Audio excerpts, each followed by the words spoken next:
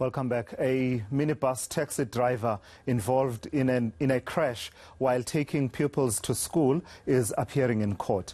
He is said to have lost control of the vehicle on the Mbuluzi Bridge in Mpumalanga.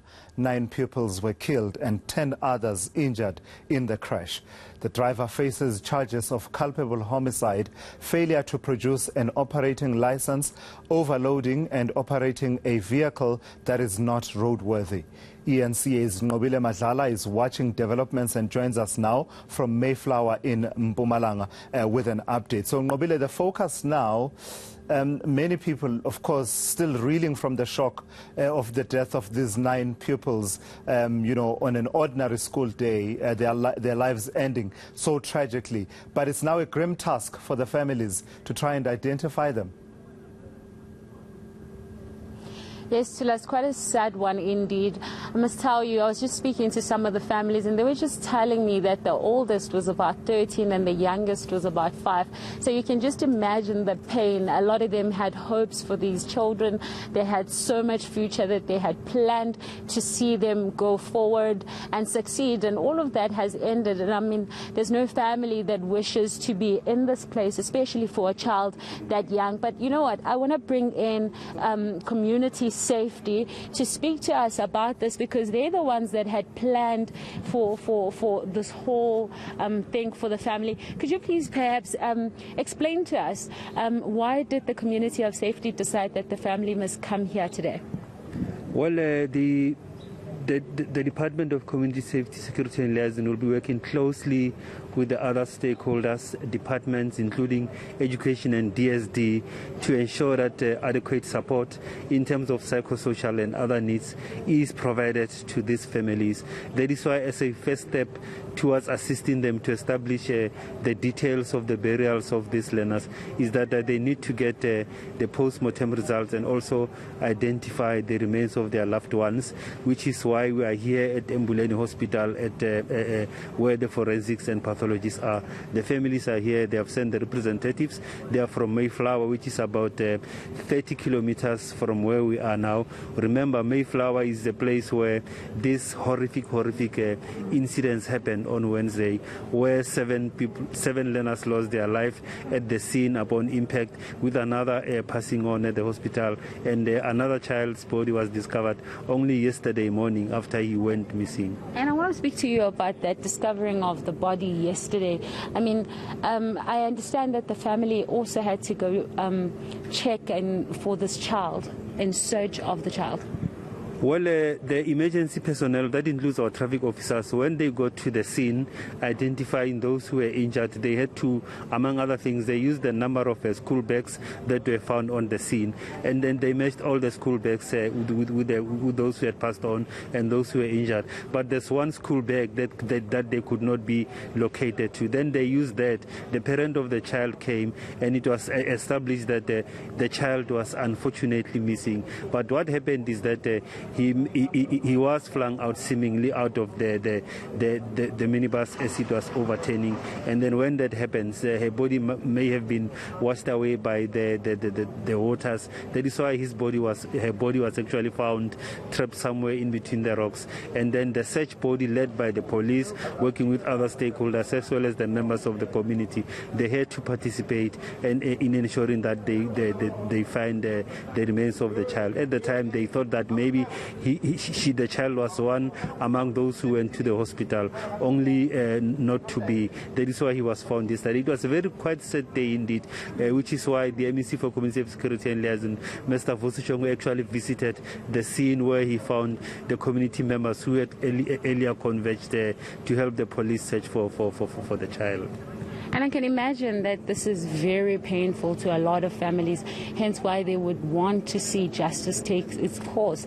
Do we know what is happening with regards to the suspect at this point? Well, the driver of the involved minibus taxi is appearing in court as we speak. He's actually applying for bail. The decision has not been taken as yet. We'll know that shortly. He is, among others, charged with overloading. Remember, the minibus at the time had 19 learners inside, and he also been charged with failure to produce an operating license as well as a driving license, among others. And then he's also been charged with 9 counts of culpable homicide. The MEC has reassured the community that he spoke to yesterday there that he is awaiting for this process to unfold so that justice can take its course. It will play a major role towards ensuring that these devastated families find a closure of some sort. And let's talk about the families. I mean, the process doesn't end here, I understand. So what will be the way going forward? How's the departments, in all the departments that are part of this, how are they going to help the families? For starters, what has been established is that the Department of Education has facilitated with the Department of Social Development to ensure that some of the learners who actually went, some of them went to the scene, some of them are classmates to these affected learners, they receive adequate psychosocial support to enable them to cope with this tragedy. Such psychosocial support will further be extended to the bereaved family to ensure that they are properly debriefed, they receive proper counseling. But then again, the MEC has also called for other community members in the Mayflower and Buluzu areas to give the affected families support so that they should hold each other's hand in this very dark cloud that has befallen the family so that they are enable them to help cross that bridge.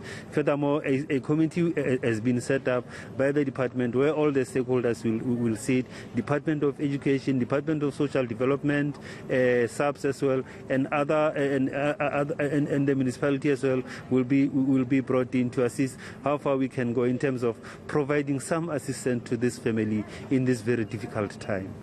And lastly, what happens to those that survived? Those who have survived this horrible ordeal, we have received reports that some of them have been to the theater, some of them have been transported from the Mbuleni hospital where we are to other private hospitals in Bombela and another one in Gauteng, where depending on the severity of the injuries, are receiving advanced treatment in terms of trying to make sure that they get well back on their feet again. But we must admit it's going to be a very long process.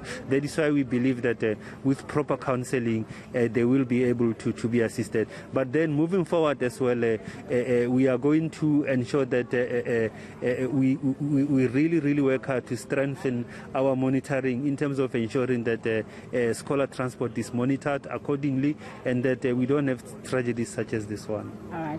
Thank you very much. Thank you. Well, there you have it there. Tulas, Department of Safety speaking to us with regards to this incident. I mean, very sad indeed what occurred to those children. And interestingly, having spoken to some of the community members that are here, they were telling us, that this is not the first time that an accident like this has occurred in the same bridge. In fact, one of the people told us that this is the second time, and it seems one of the families, or one or two of them, have already experienced this in 2018, and it seems like it's the second time. And they were just saying how difficult it must be for those families to have to go through this again. Yeah, truly tragic circumstances there, Nobile Matala, and it's in my neck of the woods. I grew up in Dundonald, and so, I mean, it really hits home.